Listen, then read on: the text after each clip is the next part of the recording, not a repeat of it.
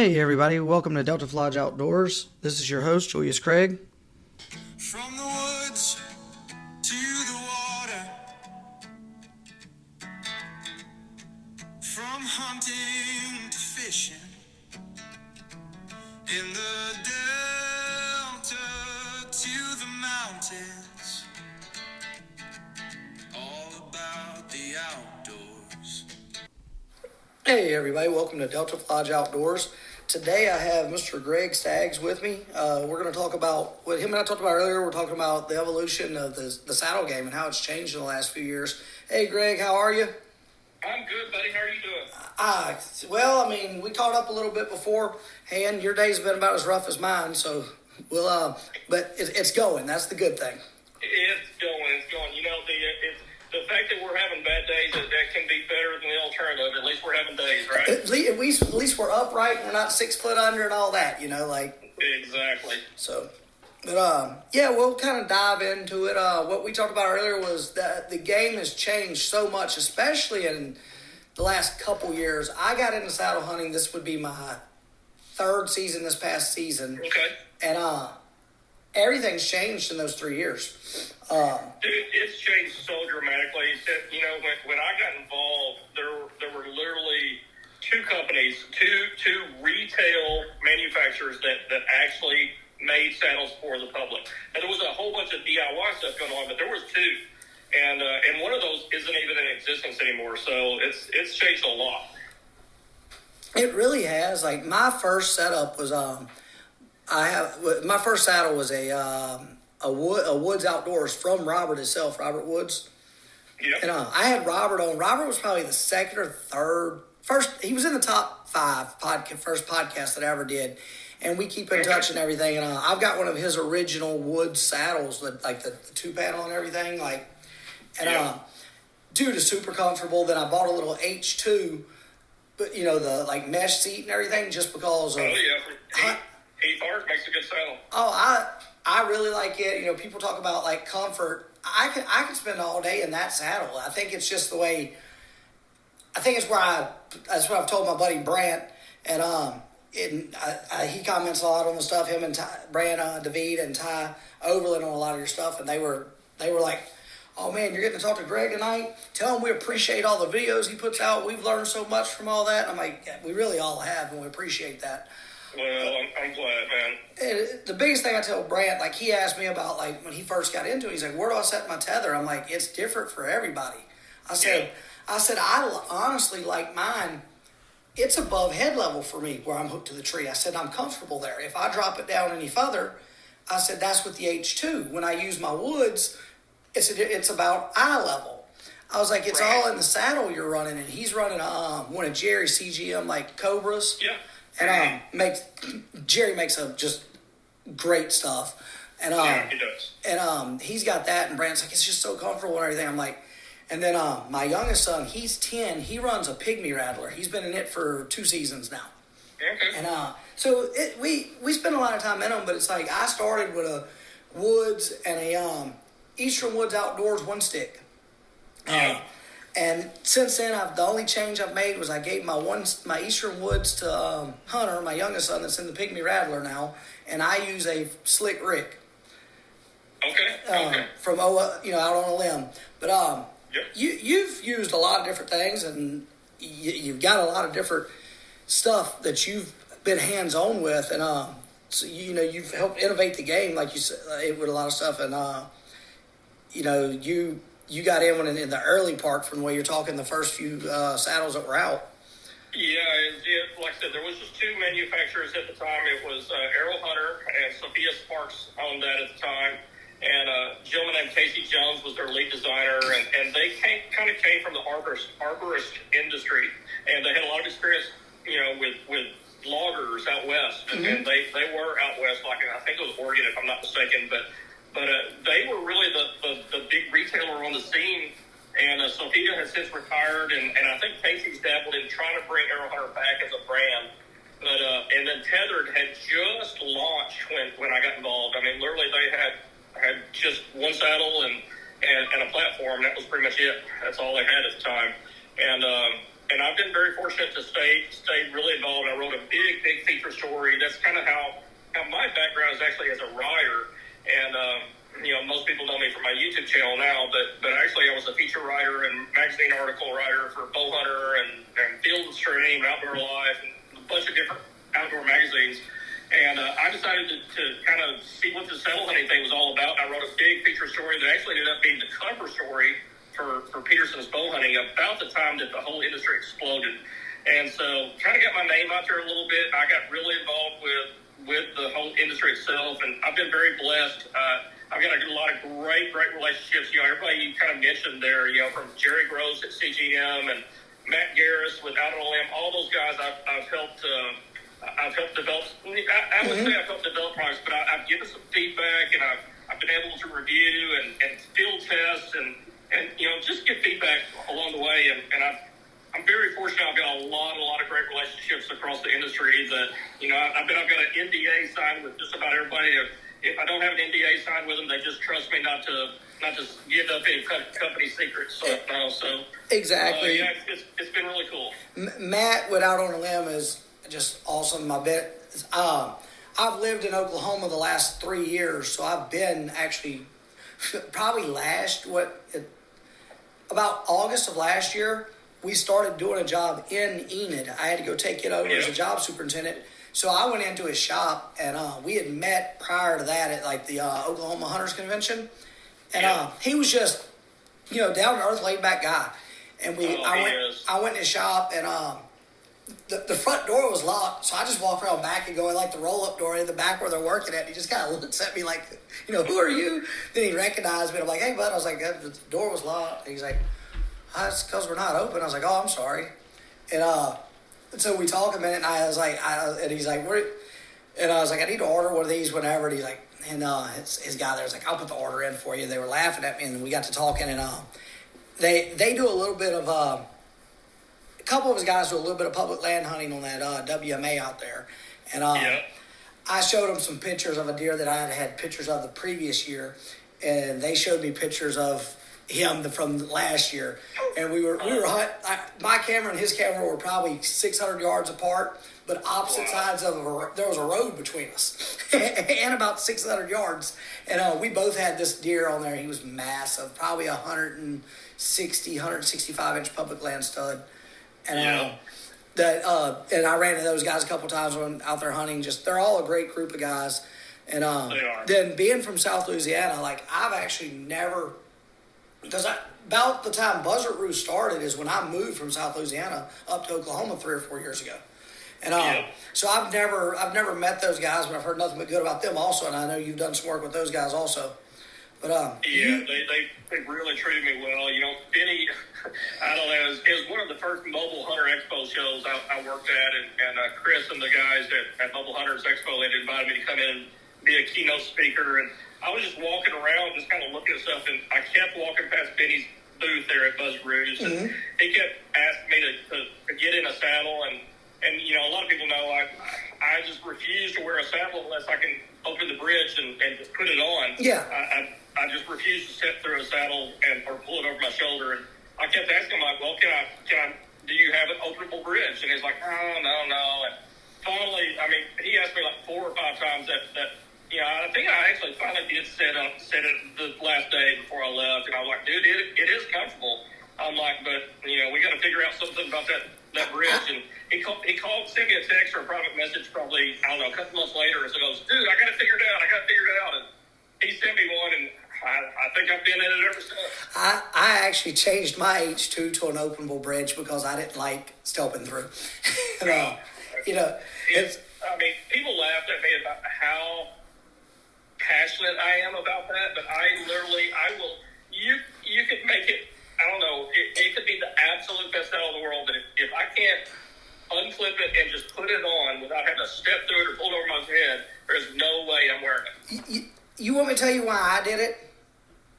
Getting my saddle muddy from my boots or hanging my feet in it and falling down. I had a dude one time, he goes, dude, this is an actual message. It's pretty darn close to quoting it verbatim.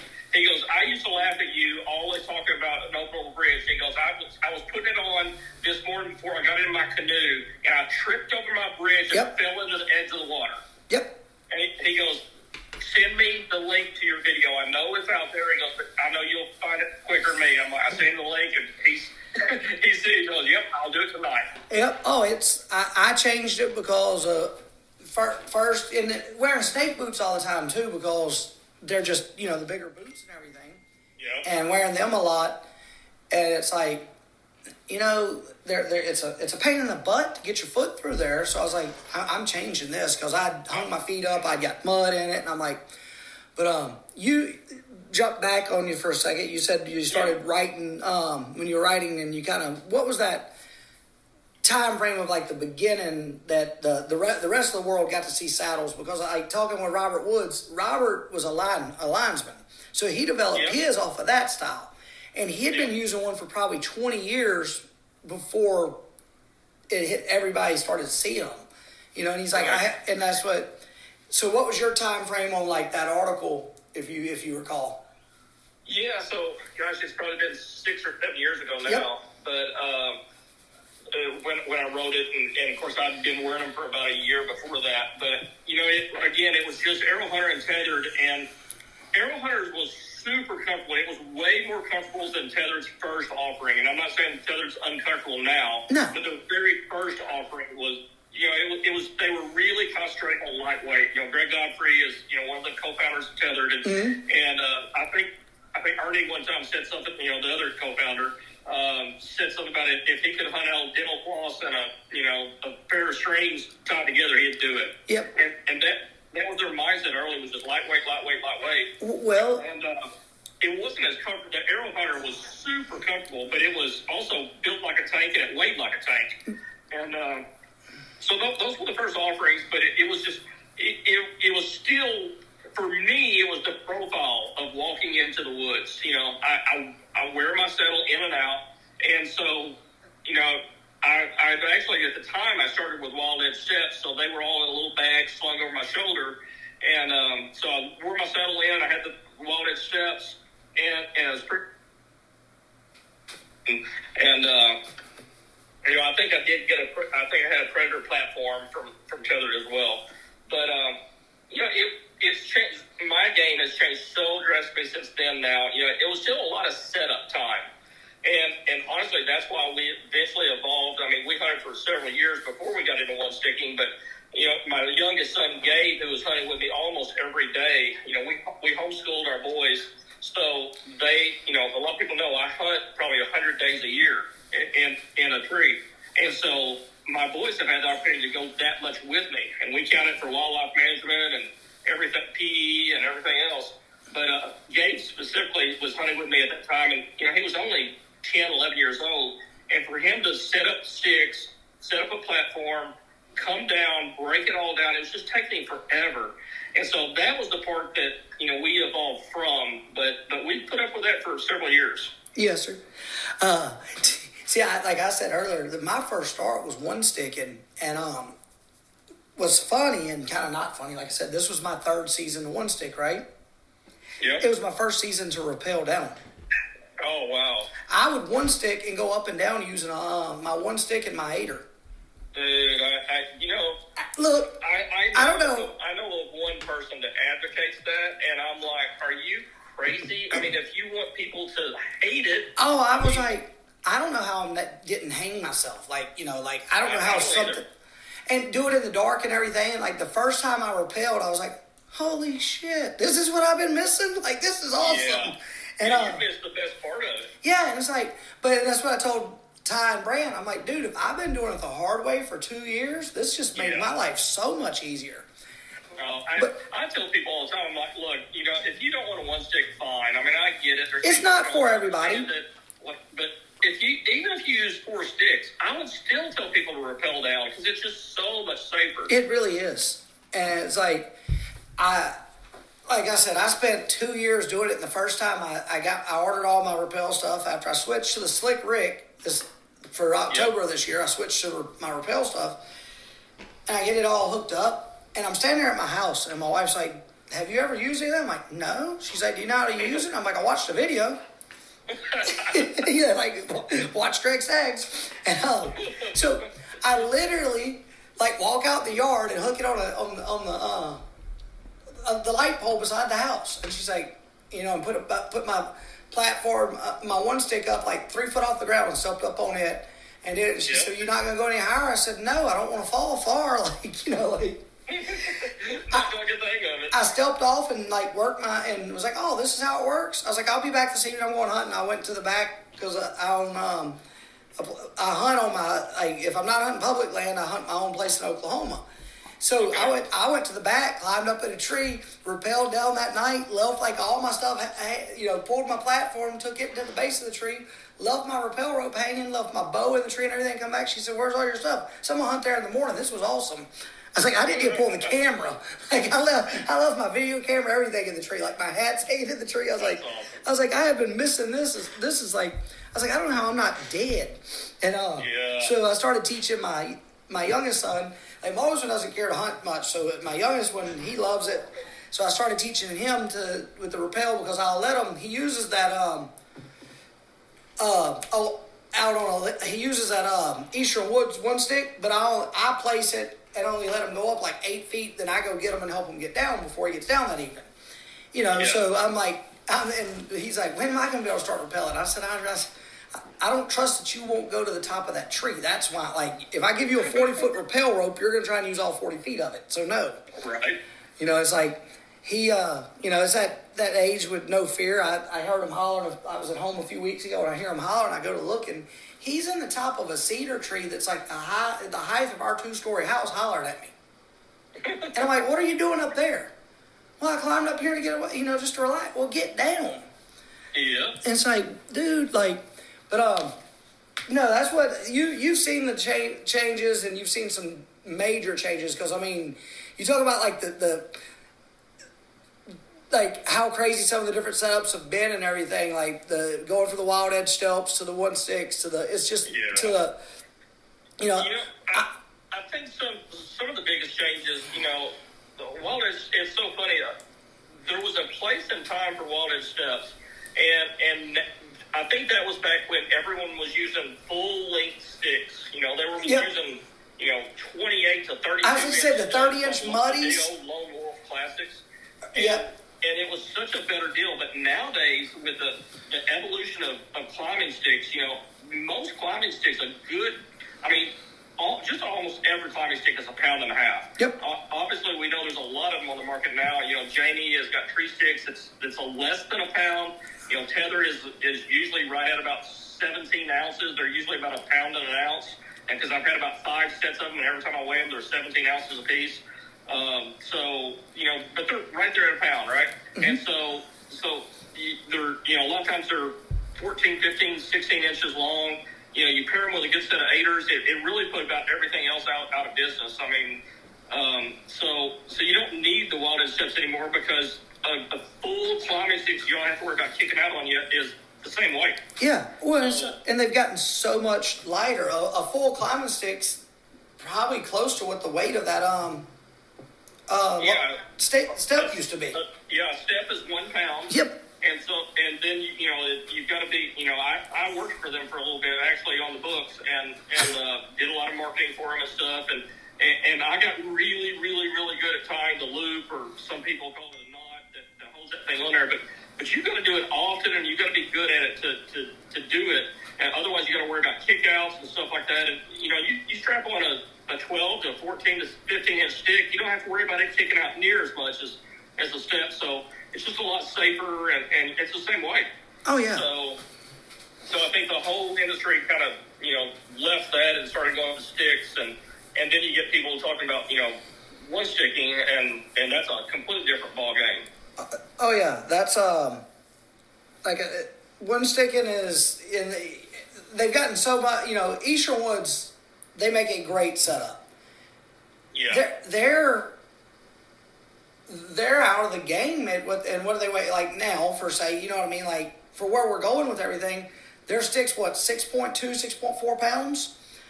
It's about 4.5 if you get an ultimate platform on top of it, and a 12-inch stick is about 4.5 pounds. So, but obviously Dano at Eastern Woods and myself, we worked with Hunt Arsenal over this last year, and now we got a stick that's going to come in right at 2 pounds. It's going to launch in probably June or July, and I hunted off the prototype last year all year long, gave a lot of feedback to it, helped develop that stick, and again, it's 2 pounds. I mean, you don't even, if you strap it on the back of a backpack like I do, you don't even know you've got it on your back. It's so light, it's crazy light. That's what I know. Brant and Ty were supposed to be ordering theirs. The reason I didn't go and order one right now when y'all first had the sale come out on them, is because I just bought that, like I said, in October, the Slick Rig, and I'm like, man, I like the way it folds flat. Yeah. And because it makes it carrying out so much easier with it folds flat. And and it's like, and it's super light also. A 15-inch in it with an 8er is way lighter than my Eastern Woods Outdoors side by side. And because I thought my Eastern Woods went around 6, because the Slick Rig's supposed to be like 4.2 or something. Yeah. And I know that, like, side by side holding them or put them on a scale. I hadn't put them on a scale, but you can feel the difference in their weight. Yeah. But then y'all came out with that, and I'm like, man, that drops like another 1.5 pounds off of what I'm running, 2 pounds, and I'm like, yeah, at least. And I'm like, man, Brant's like, well, how much lighter would that make you? I said, I don't know, like, depends on which saddle I'm carrying, but a 2.5 pound stick. Then I have like the 3D printed camera arm with like by Genesis 3D or whatever. I was like, the heaviest thing, I was like, my camera itself is probably heavier than everything else I got. I agree. It was like, yeah, it's getting crazy. Oh, dude, everything is so super light now, and like, but the durability, like, is there, because you get to that point where you get so far advanced that you start losing the durability, but they haven't, they're not there, which is a good thing. And and it's like, because you remember back in the days, they get lighter, they drill holes and everything, and it's just like, you've probably done some of the sketchy stuff over the years too, that now we look back and we're like, man, what was I thinking? Yeah. I tell you, the sketchiest thing I did was going back to the long step days. I used a 5-step. It was called an étrier. It was basically a 5-step ladder. So basically, I could put my first walnut step above my head, cam it over, and then climb up with a 5-step 8er, and then reach up as high as I could reach and put my second 5-step 8er or cam walnut step, cam it over, and then with another 5. I'd actually move it. It was a movable. I'd move it up. Yeah.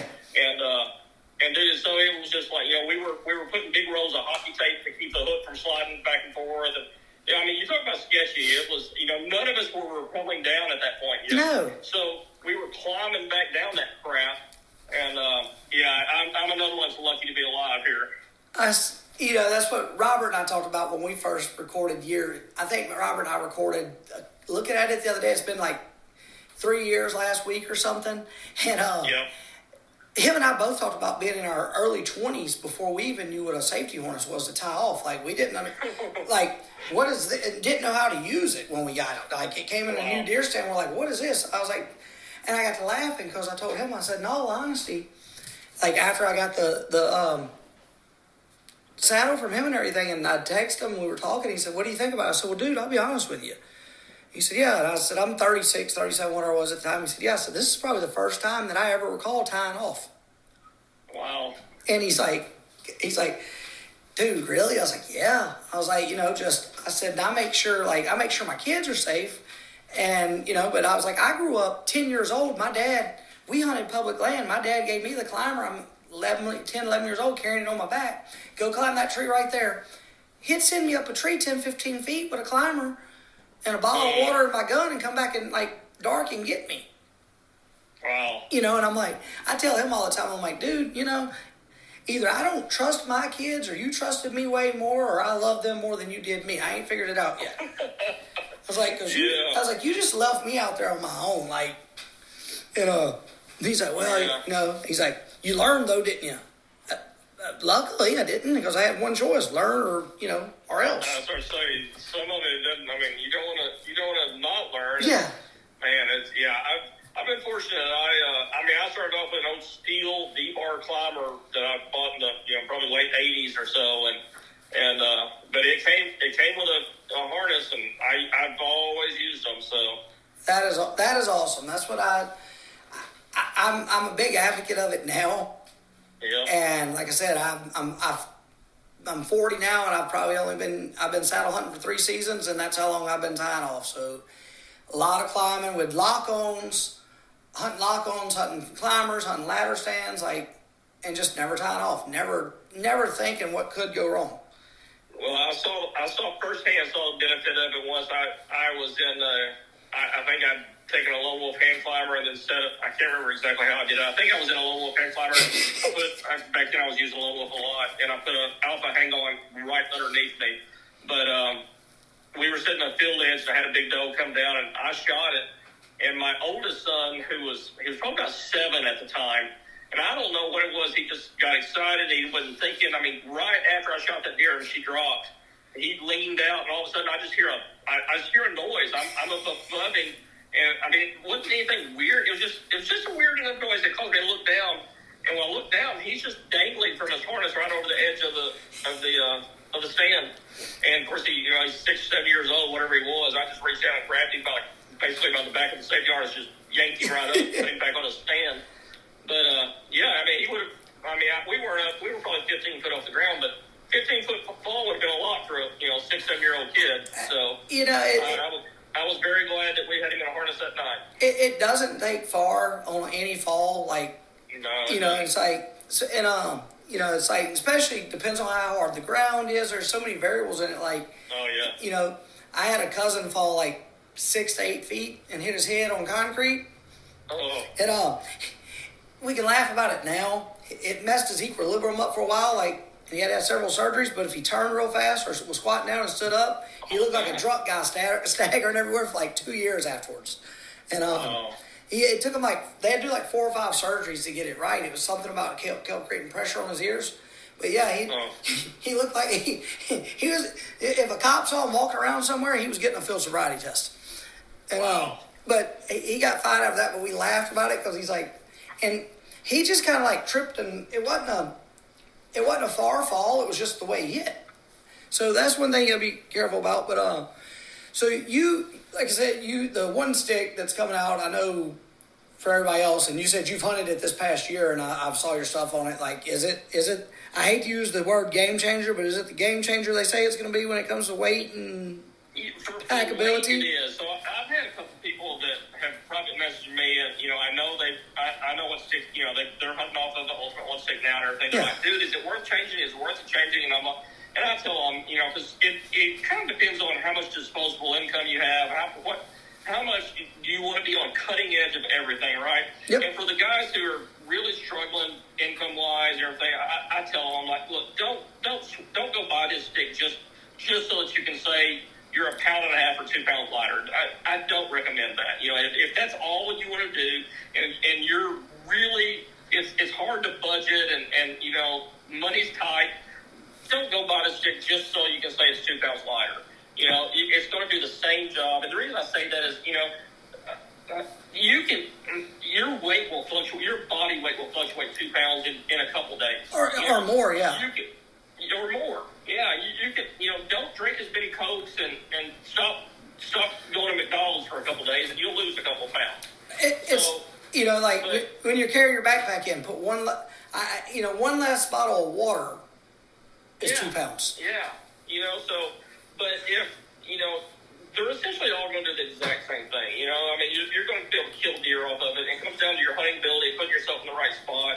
But if for those guys that, they do have the extra money and they love having the latest and greatest and they're the most cutting edge and everything and cutting 2 or 3 pounds and sometimes maybe 4 pounds off, it is a crazy light stick. And a lot of people have seen the Hunt Arsenal platforms, the Razor Mag 2.0 and stuff like that. Mm-hmm. It's the same exact kind of technology that goes into that. And with a carbon fiber tube and all that we've done with it and shaving weight here and there, it's It's crazy how light it is. Well, So like I said, the only reason I don't have one now or whatever when they're coming, when they able to deliver, is because I had the slick rig, and I say all the time, if it didn't fold up, I wouldn't have bought it.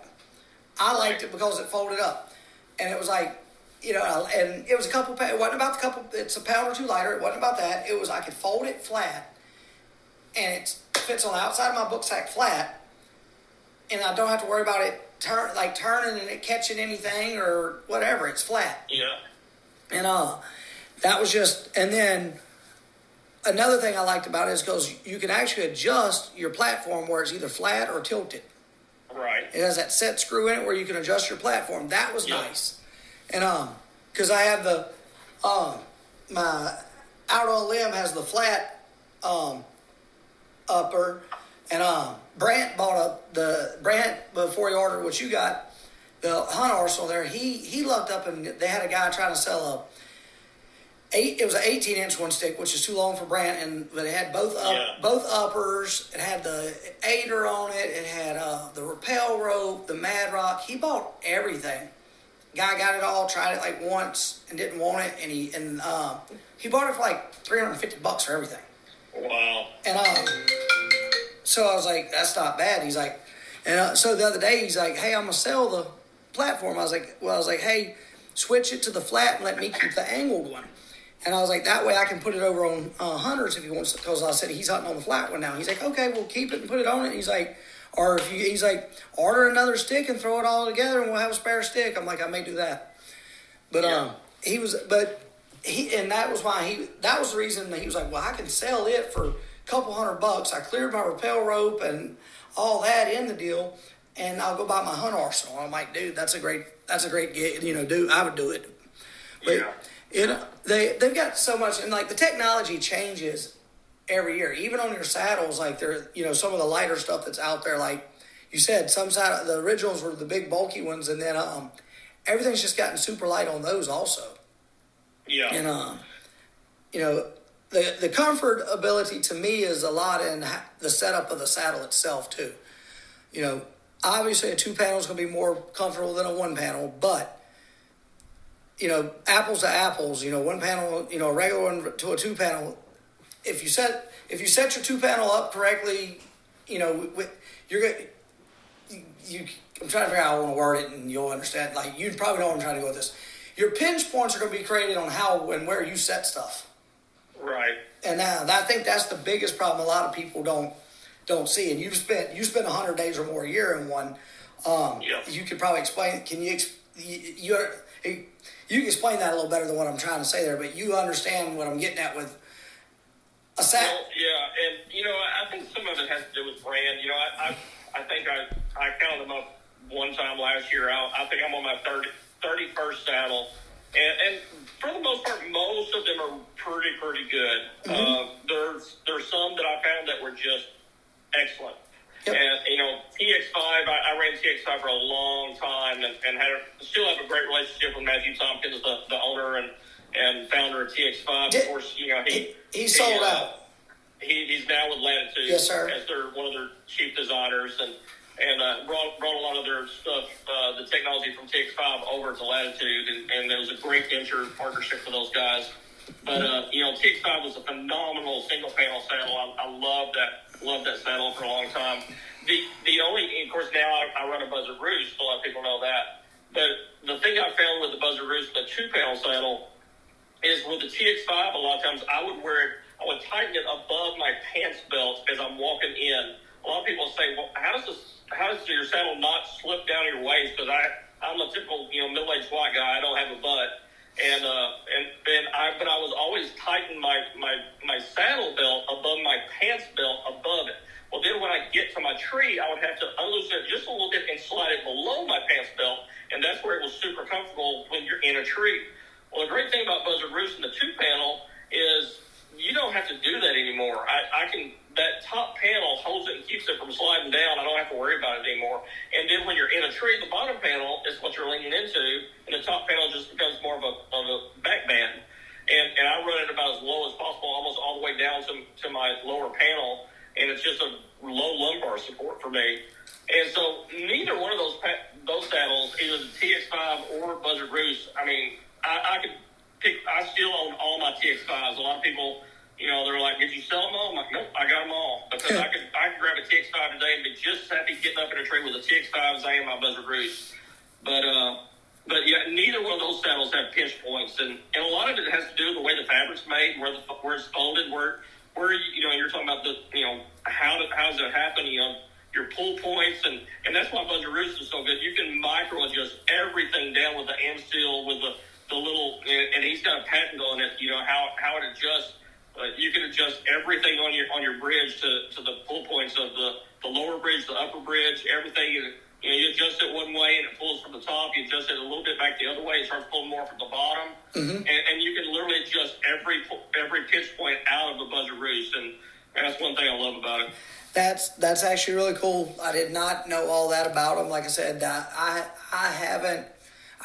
haven't really done much research on theirs just because I have I had a good relationship with Robert, and I've used his. And then Buzzard Roost has made probably the past years when they really started pushing where everybody's talking about them. Yeah. And I was like, I'm probably gonna end up buying another one this summer. So I'm gonna check out the Buzzard Roost then. I've got 5 saddles at this point right now, or 4. Yeah. So yeah, Well, if you get a chance to make it to one of the Mobile Hunters Expos, that's a big show a lot of us go to, and I'll probably be at both of them this year. And I know Buzzard Roost, they actually just posted their trade show schedule. They're going to be at both of them. The one I saw that, and the one in Dalton, Georgia as well. So they'll be at both of them, and anybody listening can try them on at that show. Oh yeah, that's one big thing about those shows. Like with the vendors that are there, like they usually have a try. You get to try it all on, which is really cool. I'm glad you brought that up because a lot of people. It's super cool. You talk about the evolution of saddle hunting. I think that's what Chris Leopard and Josh Luck and some of those guys, Rick Cates, what those guys did to bring the show to the industry is pretty cool because growing up and when I got involved with hunting, I mean you couldn't try anything out. I mean unless you can look at it in a package at a Bass Pro or a Cabela's, but you couldn't try it out. You couldn't talk to the owner of the company or some pro staffer guy who's been there forever using it. So it's a pretty phenomenal show the way they structured it, the way you can go try everything out, and everybody will tell you, all the guests and the people that go through the show will tell you that all the top quality manufacturers will tell you, hey, try this on, but go try other people's too. They're not just sitting there trying to tell you their stuff's better than anybody else's. They'll tell you, go try it all on, and if you like mine best, then come back. But go try it all, and that's pretty cool. And you brought up something that's come up with a couple different podcasts I've talked with guys here lately that'll be coming out. Like the integrity that's. I'm glad you brought that up. It was like. That's one thing about the saddle. Most of your saddle manufacturers, most of your stick guys, because I've done a podcast with Dano and everything. Like they're all just down to earth guys, they're not just trying to pitch you a product. And that's every one of them I've ever talked to, and it's not what you're used to seeing in this industry. No. And I mentioned earlier, at the start of the podcast that I've got a lot of friends in this industry and a lot of great relationships and. I mean, there are very, very few people that I wouldn't trust with everything that I've come to know in this industry. I mean, it's a great group of guys. So yeah, there's a couple people that you might have to watch out for, but for the most part, man, they're salt of the earth people. And it really is, and that's what it was like. A guy, like I said, myself and Hunter Westbury, we talked about that last night. Hunter will be on a podcast in a couple of weeks. I recorded it last night. It'll come out in a couple of weeks. Last year in October, he killed a 205 and 2/8 inches, what it's measured at right now. First day of bow season in Oklahoma. And, private land, but still a massive buck. And just this down-to-earth kid, these early 20s. Yeah. And, just good kid and everything, but that's what we're talking about, the integrity in it and you brought that. I'm chuckling because that, back-to-back nights has been brought up by somebody in the industry that, it's good to see it because like it got away from it. It's gotten better. Like you said, you've been in it a long time. You know a lot of people, but you've also probably, like we talked about the evolution in saddles and everything, and the way the game changed. You've probably seen the evolution in the people too, and like it's getting better. It's not. It hasn't fallen off like a lot of the other stuff. Like I mean, right. We could get like on a side note there with like Bass, FLW, and all them. It has just gotten out there with some of the stuff going on in those leagues, and and where the integrity is. So I'm glad that most of the hunt industry is trying to do a better job, and that's a good thing. You can't. I mean, especially the way the mobile hunting industry and the saddle hunting specifically is we all get to know each other pretty well. And, you can't spend as much time online on Facebook and in the forums and face-to-face at trade shows. You can't spend that much time around people before eventually someone's going to figure you out. Yep. And so the people that shouldn't have been in the industry have got figured out. As I said, they weed themselves out. Yeah. And so, I knew, I mean, especially as a YouTuber now, I guess, is there's a lot of people out there that tried it, and I remember there's a guy who used to do a lot of saddle reviews, and because I know the manufacturer so well, I mean the manufacturer itself told me and I won't name the YouTuber, but they sent this guy a saddle. He got it one day. The next afternoon, he boxed it up and sent it back. And in literally less than 24 hours. And then he puts out a YouTube video about how this big review he did. And the manufacturer never said anything. He told me about it. But the manufacturer's like, dude, I know he had that saddle less than 12 hours. And then he puts out this big review like he's had it forever. And, that's the kind of things that, eventually it gets around and people figure out who's the real deal and who's not. Exactly. And that was a conversation Brant's one of my pro staff guys, and we've been friends for years, and more like a little brother. And he was talking about something today, and like with people, and I'm like, I said, dude, you can learn real quick. Like, you got the ones that, and we were talking about the hunting industry. I said there's a lot of them in it, and the same thing Hunter and I talked about last night. They want the fame and fortune from it, and they don't worry about how they get it. Yeah. And that's what's and. Didn't mean to go off on that kind of didn't mean to go there with this one, but we'll probably start. We're about an hour 45 minutes in. We'll start winding down. I know we've been all over, and this is probably unstructured for what most people seem to do podcasts with you, Greg. But I just kind of I love to let it go where it goes, man. I can talk about hunting tactics, approaches, gear. Dude, I live it all and I love it all, so it doesn't matter where it goes for me. That's how I am, and I wanted it kind of more of unstructured like we did, where it was, because just, you get more of that, like, good camaraderie in the feel of what we wanted, like what I wanted, like, it wasn't just pitching products, and like, not saying that you do that, so don't take that out of context, but and that's what I didn't want people to think this was, So it turned out great, and that's what I wanted, because like you've enlightened us about where you started with it, and I know a lot of people already know that. And where do you see it going? Do you still see evolution still happening, or have they hit their plateau? Like, what do you think? So I have a lot of people send me messages that go, man, what bow are you shooting nowadays? And you're going to understand where I'm going with this analogy and this example.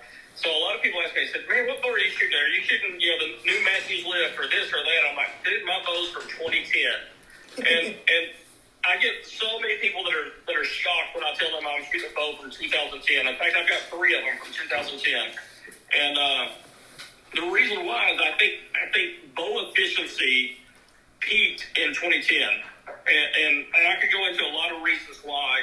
Now, you can tune a bow easier, maybe they tune easier, but as far as the efficiency, a 6-inch brace height bow can hit 350 feet per second, and that's it, pretty much. A 7-inch brace height bow can shoot 340, and that's it. And it's been that way for, ever since 2010. So what's that, 15 years Yep. now. I think we're going to hit that point with mobile hunting equipment to a point that it can only get so light, and then you give up structural integrity and the ability to use it and bounce around on it and feel safe on it. My opinion, I think we're going to see the pendulum swing back, and you're going to see more people start to realize that comfort may be more of a big thing than the weight. And I say that, and I was a part of developing a stick that's 2 pounds, right?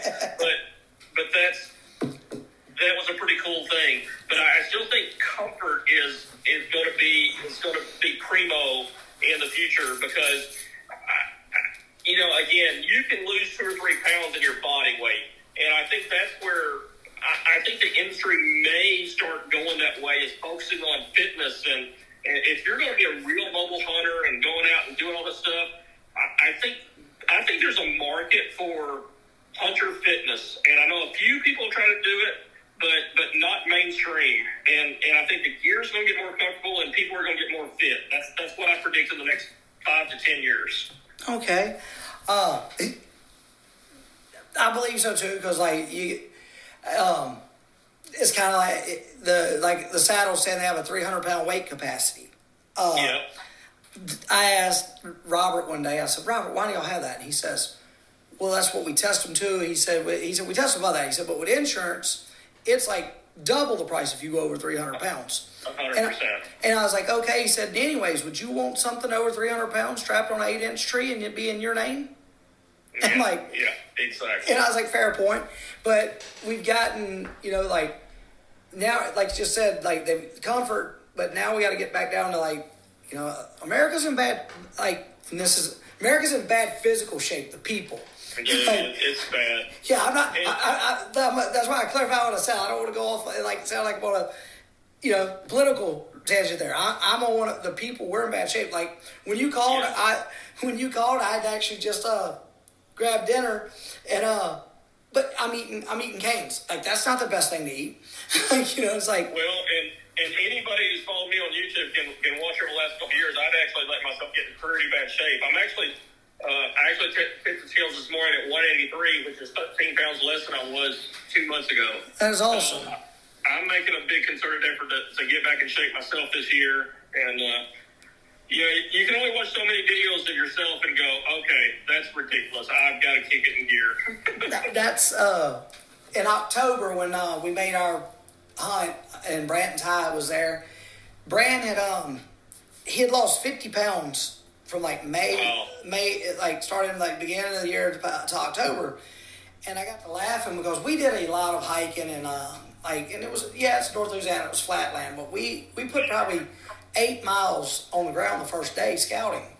Yeah. We get back to the camp that evening and he lays down on the ground on the tarp that the tent's on. He's just laying there. I said, you all right? And he's like, man, I can barely do this now. I don't know what I'd do with that extra 50 pounds. It's crazy, man. And I was like, go ahead. Yeah, if you just pick up a dumbbell, a 20-pound dumbbell and throw it in your backpack and walk around, you think that's stupid. But that's what a lot of us are doing. That's what I was doing. Like I said, I'm 13 pounds down lighter than I was, just about a month and a half ago. And, 13 pounds is a lot if you throw 13 pounds in a backpack. Exactly. And that's what my way to fluctuate like that. And I'll get heavier. Oddly, most people get heavier in winter than they do summer. Mine's the opposite way. I think it's because I'm more conservative about my weight because of hunting and having to climb the trees and all the walking I do. I lose 5 or 10 pounds right there at the beginning of deer season every year. Yeah. And it's that's just you. So do you have? And I know you can't really say anything. Is there any more big changes things coming out that you might be involved in the next 6 months to a year? Nothing that I'm a part of. I keep hearing some rumors out there, and of course, all those NDAs keep me from saying stuff like that. Yep. But, it's an exciting time, man. The people that are getting into mobile hunting, and specifically saddle hunting right now, it's so much better. The choices, the support that's out there, the education, the the trade shows, the industry shows, like you're talking about, the Mobile Hunters Expo, things like that. I mean, it's an incredible time to be getting involved in it.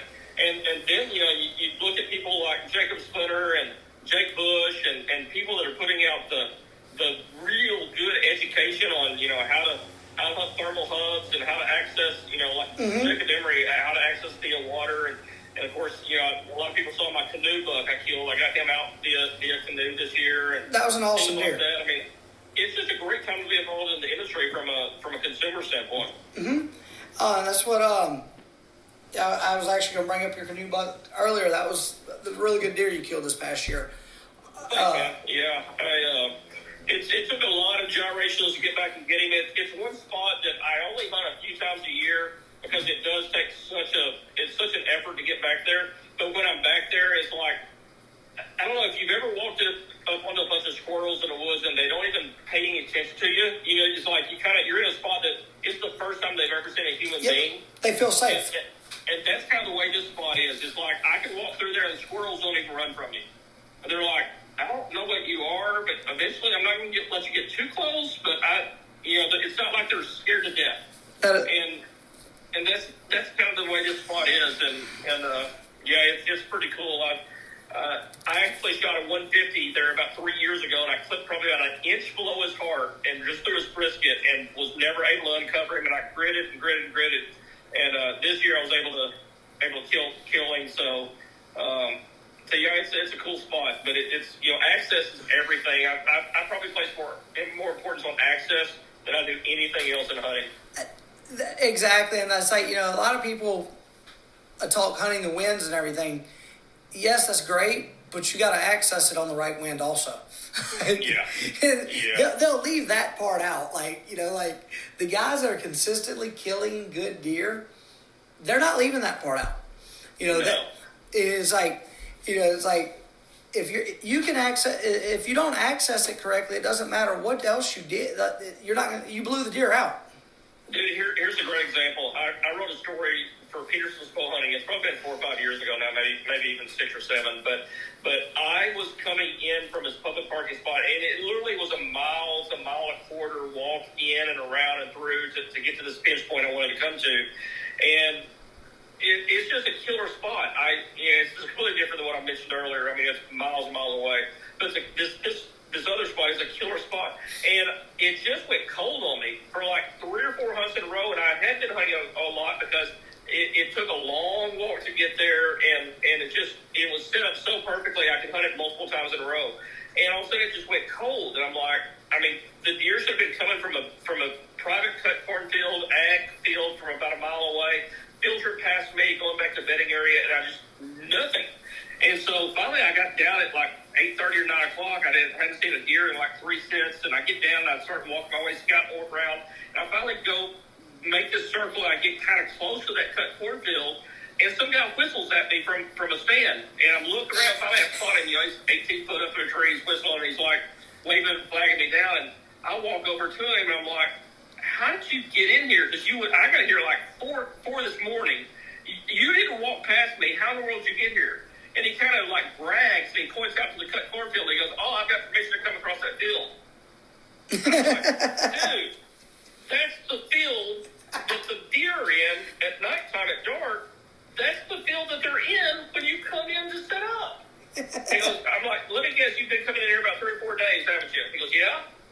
I'm like, I just turned around and walked off. And luckily, actually that year, I killed a really nice. I just started bouncing after that. I mean, I bounce. That's what I do a lot of times. But I killed a really nice buck, the freak nasty, my big non-typical. I killed him that year because that guy forced me to go somewhere else. And I went into a WMA. I've never been enforced. First time I killed that big non-typical. But I wrote a story about that. I was like, that's what makes public land so hard is you can do everything right, and a bunch of yahoos blow out the deer on the way in. I was like, you gotta be crazy. It was like in October when we were hunting the WMA was hunting in North Louisiana. We were walking, and I looked. There's a camera there. And I'm like, that's a weird spot for a camera. I was like, I'm looking around, and Brant's like, what is he hunting here? I said, hogs. He said, wait a minute. I said, all the time we've seen for the past quarter of a mile has been nothing but hogs. Yeah. And he's like, so the next day was opening day that morning. We go and we park at the gate, and there was this other truck there. And I told Brandon, I said, that's the guy with the cameras back there. He said, why do you say that? That's him. I said, because I know where the other 3 guys are standing here putting their gear on hunt. I said, I don't know him. Yeah. I've been hunting at WMA for 8 years. There's only about 10 of us that hunt it. We all know each other. The game warden knows all of us by name. Yeah. Said, I don't know him. He's a new guy. And sure enough, it was his stuff, and we were laughing. I was like, dude, you get a picture of us yesterday? I said, we waved at all 3 of your cameras. And he said, man, I can't believe y'all passed all 3 cameras in one day. I said, you got a lot of hogs on them. And he said, that's all I've got. I was like, yeah, where are you going to hunt? He said, back there. I said, so you going to go shoot a hog? Well, I mean, I might nah, dude, like, come over here and go over there. I'll put you somewhere else. It was like, but he was like, but he was messing it, like, where he was going to, I don't even know, that's what I said. I was like, he can only be hunting hogs. I don't even know what he's not going to kill one of them because of what he's doing. Like, he was just, and it was just, he was right out in the open on everything he was doing. And then, but you get those that they'll work across that field and not think what they're, and like I said, everything they're doing can destroy all the good you did. Yeah. So, any, let's see, last question. What's your, any out-of-state hunts? Just hunting at home this year? What's your plans? So, I wrote this, we could spend a lot of time talking about this, but it's just summing up. I wrote a story an article at the end of this season. My canoe buck completed my quest for me. I've had this quest for forever, and it was my top 6 bucks totaled 900 inches, and so this canoe buck pushed me over that. And the reason I bring that up is I've wanted to get it done on public land, archery only. Of course, that's all I'll ever do is bow hunt. But bow hunting, public land, over the counter, DIY, no baiting, no trail cameras. Now I do run a couple trail cameras, but they have no impact on my hunting at all. I mean, I've never killed a buck that I've had on camera. Or if I did, it's because he was 2 miles away from where the camera was. I mean, I don't use them to target bucks.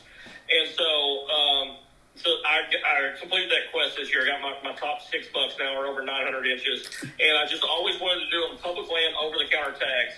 And so this year, since I've got that quest done and completed and under my belt, I really want to branch out and do some things I've just kind of wanted to do some and just didn't because I've always wanted to get it done public land. So this year, I'm going to knock on a bunch of doors. We actually have a city hunt, like if guys are familiar with Seek One and what Lee Ellis does with the urban hunts. We actually have an urban hunt in our city limits here in the town I live in. And, you got to be, there are some parameters. It's not like Atlanta or Nashville where you can hunt on any piece of property. Here, someone's got to own 2 acres. You got to have permission. You got to put up no trespassing signs, things like that. But you can hunt the city limits, and I want to do that. I want to kill it. I want to kill some deer in the city limits. I want to knock on doors and ask for permission on some private farms. I've never done that before, and now we do it for turkeys a lot, but I've never done it for deer.